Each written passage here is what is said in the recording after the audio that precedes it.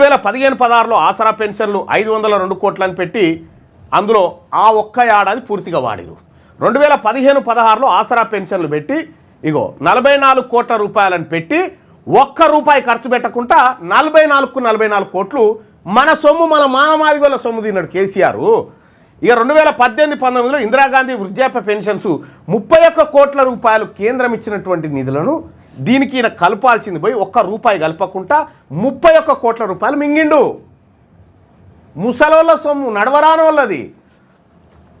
2018-19లో ఇందిరాగాంధీ వితంతు పెన్షన్ 12 కోట్లు పెడుతున్నామని చెప్పి 1 కోటి పెట్టకుండా 12 కోట్ల రూపాయల 12 కోట్ల 90 లక్షలు మింగిండు. 2023-24లో ఒంటరి మహిళలకు ఆర్థిక సాయం 79 కోట్ల రూపాయలను పెట్టి 8 కోట్ల రూపాయలు మిగిల్చుకొని తిన్నాడు ఒంటరి మహిళలది.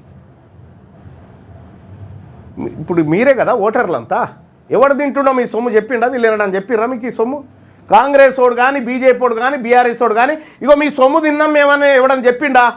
ఒక్క తెలంగాణ రాజ్యాధికార పార్టీ చెప్తా ఉంది మీ సొమ్ము మింగిరని, లెక్కలతో సహా బయట పెట్టి చెప్తా ఉన్నాం.